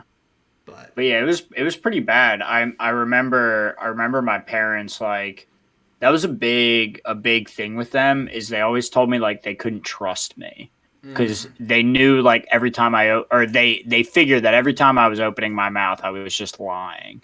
So that's what keeps you up at night. Oh yeah, and that's what keeps you standing in your room for half an hour. Yeah, just like the fear of like, oh my god. Like I remember very specifically like things that I've said to people, and I'm just like, yeah, I fucking you asshole. See, and this is something that I've like tried to remember in those instances. So, or like when I'm thinking about past things that I've said, done, felt stupid or whatever. Everyone is the main character in their own mind. Like, you're the main character of your life. So, like, I remember all the dumb stuff I've said and all the stupid things that I've done. Right. But, like, that one dumb thing. So, for instance, you were an 8th grader when I was a 6th grader. And we ran cross country together. You were on cross country with Mike Magnussen and like a bunch of those people, right? Yeah, like I've probably lied to you. Do you remember me smashing the watermelon after the relay race and getting yelled at by Trowbridge? Yes. You do remember that, but you wouldn't have ever remembered that probably if I didn't like bring it up. No, that's not something I actively think about. I remember. Why did you do that? Was it like a good finish and you were just excited? We won, and Mike like convinced. He like told me to do it, and he was like, "Oh," and I did it. Bro, and you just like. Yep, and then I got like in trouble, and so that's like anticlimactic. So that's one of those things that like will pop into my head that I'll think about and be like, "Oh my god, I'm such an idiot!" And, like start like hyper analyzing on my own, but you never would have thought about that without me bringing it up. Like, never. So like all those things that like I try to remind myself that all these dumb things that I've done sure, it's never something that pops into their head. Right, like it may bother me, but like other people don't remember those things. So about me doing it, they're thinking they're too busy thinking about all the dumb things that they've done and said about like during their time. They're not thinking about the dumb thing that stupid little kid did on their own. So that makes me feel less concerned about those things that I've done. I think that's a good point. Yeah, it makes it a little bit less bothersome in my head when I think about it like that. So, well, yeah, and you're just like, you're fucking 13 years old. What do you know anyway? Yeah, exactly. You know? So I don't know, man. But yeah, I was just hoping for a perfect playthrough. You know, I didn't get it this time. Happens. But yeah, so I try not to let those things keep me up at night. I just get, I don't know, I don't even have like a monster under my bed. I've got drawers under there so they don't have space, so I don't have anything keeping me up. Well, maybe you have multiple monsters. That's the thing, one in each drawer. Maybe I have 4 drawers. That's consistent. You ever tried a sound machine? No, haven't. I really like... Or I think I did Rain. Like, way back in the day. I'm pretty sure I had like an old clock radio that... you know, like the digital like clock that had like some different sounds and stuff like that. Right. Did you ever have one of those? No. I just had one that was a radio. I had like a... It wasn't like a sound machine / radio / clock / fucking shampoo maker.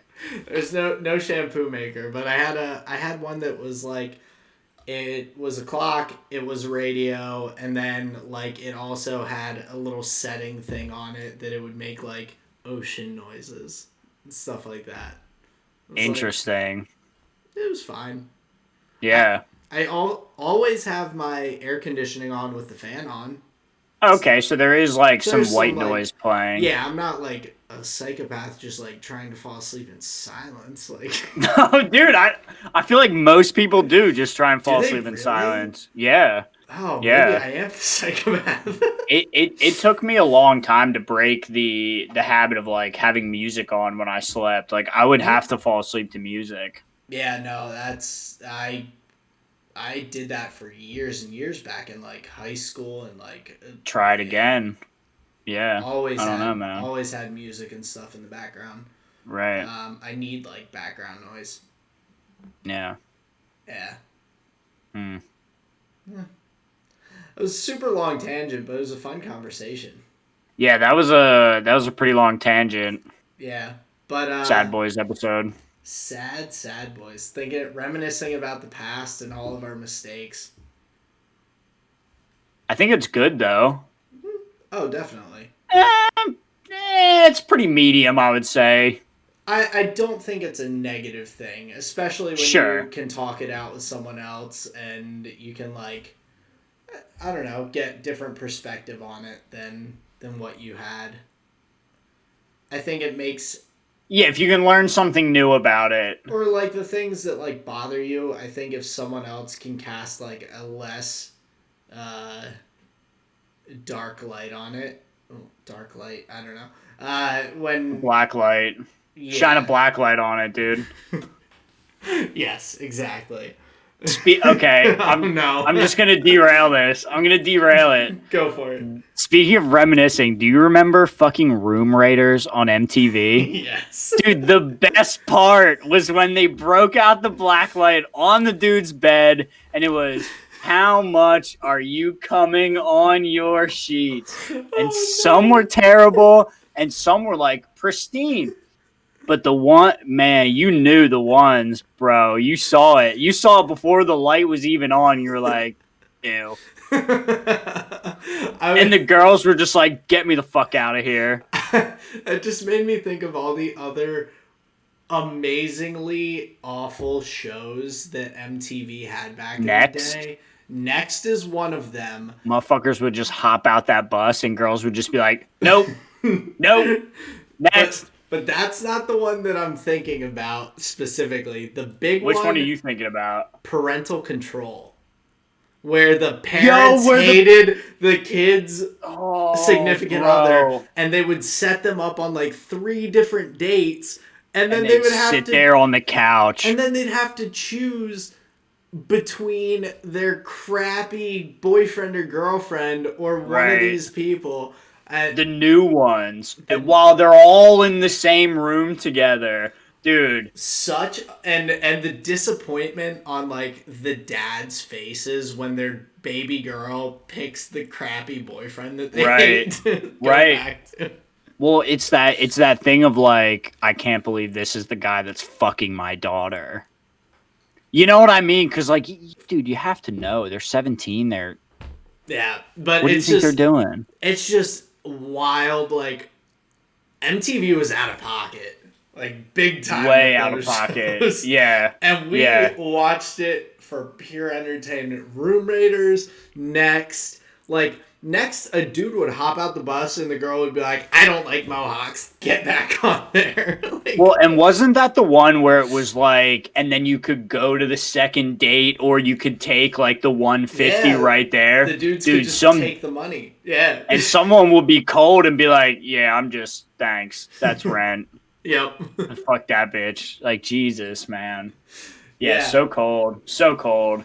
And the funniest part about MTV is like we were literally not allowed to watch it. Like my parents, it was not a channel we were allowed. That was like home from school sick. It was like you watch like The Price is Right, then you watch Maury and Jerry Springer, and then like that stuff. And then when your mom left to go grocery shopping, or like my parents would be like at work or like teaching or whatever, and so they wouldn't get home till like 3:30, 4 o'clock, and I'd be like you've got that like 2 to 4 o'clock time frame that stuff would be on. What a time. What a time to be alive. Jesus. Fucking a homesick day. Hell yeah. Dude, homesick days were like awesome back in the day. They even like didn't even matter how bad. I think there was only one like time that like most of the time, like you don't feel good, and like you're just like eating crackers and soup and stuff like that, but you're just like chilling, watching TV, just like Right. it's like a mental health day a little bit too. Right. And because then even by 2:30, like you feel fine. Yeah. Like you didn't need it. I only remember one time where it was like actually bad, and I remember I was running like a 103 fever, and both my parents were at work, and like no one, like I was sitting there like, oh, I should really probably like be at a doctor. And so all I did was just like run myself like an ice bath and just like lay in ice cold water to try and bring my temperature down. I was like, that's the one sick day that I remember that I was like, yeah, that was not good. Right. Where it wasn't fun. I was like, it was like a concerning like sick day. Yeah. I didn't have too many of those. Most of the time I was just like, oh, I feel bad, and like, or I like would be sick and be home for a couple days. I was like, this kind of sucks, but like I'm also not going to school, so right. It was pretty sweet. Yeah, couldn't complain. Dude, I don't think I was home alone. Well, I was home alone, but it wasn't from school. I think like they had gone to work or whatever, and I vividly remember they left me money to like order delivery. And this was when Domino's had the Oreo pizza. Oh, I had a feeling that's where you're going. Dude, I ordered a regular pizza and breadsticks because I was a responsible young adult. Mm-hmm. And then the Oreo pie. Dude, I have never been sicker in my entire life. Like, I have made very healthy choices ever since that moment. Dude, it was a turning point in your life. It was a turning point in my life. I was so queasy in my stomach because it was the like forget about dinner. I just got the pizza to like feel good about it. Yeah. And then I just ate the Oreo pie, obviously. Oh my god. I've never been like more sick to my stomach. I felt like a dog that ate chocolate, bro. And my dad comes home and he sees this half-eaten Oreo pie and a whole pepperoni for him. Dude, oh man. I've made good choices my whole life ever since then. Well, that's good to hear. It's nice that one moment turned things for the better. Dude, it really did. I was like, I'm a loose cannon. I need to be watched. I need fucking parental advisory, man. I was so feeling myself, man. I was like, yeah, I'm gonna fuck around. What if children had to like wear parental advisory stickers like CDs had? Like if you were a troublesome child, like you just had a button you had to wear to school. It'd be good to know, man. It'd be good to know. I want to know the ones that are gonna bite me. It's like, this kid, watch out. Be careful. Well, it'd be like the Jimmy Neutron episode where all the parents got taken. Yeah. Oh, another rough good times. show. Well,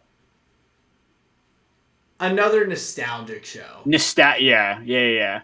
Dude, you dunk anything in nostalgia, man. It's going to taste pretty good. We do that a lot, but it's so fun because there are things you don't think about, and then until you're down the rabbit hole. Well, and like these things aren't cool just to myself. Like I don't care. I have like clients to think about. I need to pay bills and whatever. But when we're just sitting here chatting, like I always feel very free to just kind of like say whatever comes up. Oh, yeah. And often things come up like that where it like hits like a reminder bell. Yeah. And I'm just like, ooh, because it just like it comes up in that way that feels funny. Oh yeah, absolutely. I mean, talking about old MTV shows, dude, I cannot get the picture of like 90s dudes or like 2000s dudes like stepping out of that big ass bus in their Hawaiian shirts and their like long ass cargo shorts like I'm Dwayne. I love action movies, rock music, and when I was 13, I learned how to rollerblade. It's like, Who are you? It's so good. Well, that makes me think of so recently, like one of the Netflix shows that I started um, checking out. So I've had people tell me that I have a couple of friends who have told me that the show The Challenge is really good. Suppose it's like relatively similar to like Survivor, at least nowadays. Like it's Right. competitions, everything. Well, I saw they had it on Netflix, and I decided to put it on, and they have Right. the two seasons from it's like 2006 and 2007, and I Mm-hmm. turned those on, and the fashion It's brutal. early I two I had all of those clothes. Trust me, I had every single one of those shirts. early 2000s early to mid 2000s fashion was brutal. Mm-hmm. But then I also How many black shirts with a blue flame on the bottom have you seen? oh, too many. Too many. Too many. But then I also saw that Inkmasters is on Netflix as well, and Yeah. I just started watching that last night, and My the God. season that because I was like thinking I'm in tattoo mindset now that I have my piece of art Right. done and everything, Right. and like I've been looking for artists. I was like, Ink Masters. I was like, who knows? Maybe they'll have someone from Philly on there that like I like Right. what they do, and this is gonna be 8 years later, so they'll be better than they were on the show. And like there are way too many mohawks and bad fashion for 2012. Yeah. 2012, like that's why I graduated high school. Like fashion had gotten much better than that 2000s fashion, but Yeah. these people who are on the show, They never got the memo. no. Right. Like dude with a crazy braided down like go Well, like he's a Viking, obviously. no, he's not a Viking. He's a black guy from New York, and he has a long ass beard that goes down to like here, but it's Dude. all wispy and like everything else is shaved, and he like braids it into this fine point that's like super tight. I was like, dude, like who told you that that looks good? And then there's like another dude called Billy Vegas who has a mohawk, and I'm like, Right. They're why? just they're I'm characters. They're like, not I'm like, but people. I'm like, how are you? How did you not move past that? Like, what? It seems too late to still be in that fashion sense, Ah. and I'm wondering Like you if should have just went to the dad jeans and the cardigan. just like there's a dude who wears like jeans and a button down t-shirt or a button down like long sleeve shirt, like Yeah. dress type shirt. He doesn't tuck it in or anything. Like he's not like all I'm a Right. fancy tattoo artist, but he just like looks like a normal human. He could pass in today's standards for fashion, no problem. Right. Then every other person, I'm like, what did you like? Who picked that for you? Right. Like what era magazine did you just come out of? Yeah, like Yeah. are you hopping out of punk rock '99? Like what's going on? What was the name of that festival? Fucking that Bam Margera would have played at? Warp Tour. Yeah, I was gonna say Vans Warp Tour, man. Yeah. I went Hell once. yeah. It was a Vans blast. Warp Tour. Can you imagine? I was That's sponsored by a shoe, bro. yeah, but it was the shoe of punk rock. It was the shoe of the people that wanted a half pipe in the place that they bought shoes. Yeah, yeah, that's about right. But for the record, they are the only skater shoe that made it this far into the world. ADOs, DC, Well, D, yeah. no one's wearing them anymore, but people still wear Vans. That's true. That's very true. So they half pipe kickflip their way into 2021, man. Dude, I had, oh man. Yeah, this is just like going down the past rabbit hole. I had these like sick fucking orange and gray. They were like the flat like skater shoe, you know, but they didn't have like, they weren't like the thick, like they didn't look like like they belonged on like an anime character's foot, you know, like that's what those big skate shoes look like with the fat fucking tongues. DC, Adios, and then another one that just popped in my head, Osiris. Yes. Those three were like the bulkiest shoes ever, but they were so popular when we were like middle school age. I don't know why. I don't know. Yeah. It was weird. Whatever. But yeah, Vans. I had a sick pair of I forget what the brand name was, but yeah, they were pretty cool. Vans has lasted. I have 2 pairs. What's their tagline? Vans never homeless. Gotcha. Yeah. Vans never homeless. It's actually in their commercials. Like, buy a pair of these. Never homeless. Never homeless. Oh, well, I don't. That's a title. No, Vans never homeless. Yeah, well, we'll cut out the Vans thing so we don't owe anybody money. Okay, sounds good. Well, I don't know if we have anything else we want to hit before we wrap things up. We didn't really. I have nothing else. We talked about nothing for the last 2 hours, but it was so fun. It was. If anybody got this far, comment off the wall. Off the wall. And and then we'll know that you got this far. Yeah. I hope you all also enjoyed all the tangents that we ran off on, whether it was old 2000s MTV shows, random League of Legends, historical facts from Moscow 5. Well, can they blame us? It was a slow week, you know? It was. I mean, even LCS, like the only good game that we didn't even talk about, or the only game that stood out was Golden Guardians taking 100 Thieves to 56 minutes and winning. Yeah, and it seemed like they needed every single one of those minutes, man. Well, because they did not know how to crack a base. They were like, wait, what's a side lane? Isn't it just mid? The only reason they made it that far, it took me a minute to realize, but it was because they had ridiculous wave clear.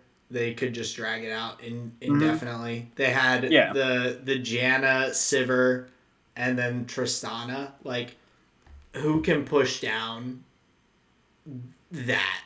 Right, and then if Tristana gets next to a turret, it's just gone. Right. You know? But yet they still couldn't kill turrets. Dude, 5 Barons, man. Like, yeah, that's a lot, bro. Yeah. That's a lot. Bit much. And it ended up being 16-16 in kills. Like, it wasn't, like, it was just... Yeah. Perfectly balanced. A beautiful thing. Gotta love North America, man. NALCS. The crown jewel of League of Legends. The crown jewel. It's never been more competitive. Never. But yeah, I guess we can tie things up with a nice little bow on top. With a nice little blow. Nice little blow on top. Hell yeah. But you got you want to wrap us up? Take us out of here? Yeah, we can do that. So follow us on Anchor. Hit the subscribe button on YouTube. Send us a comment. Send us a like. Let us know you're listening. We appreciate the listeners. We love doing this every week. But other than that, man, this has been the tall and short of it. Peace out, everybody. Comment off the wall.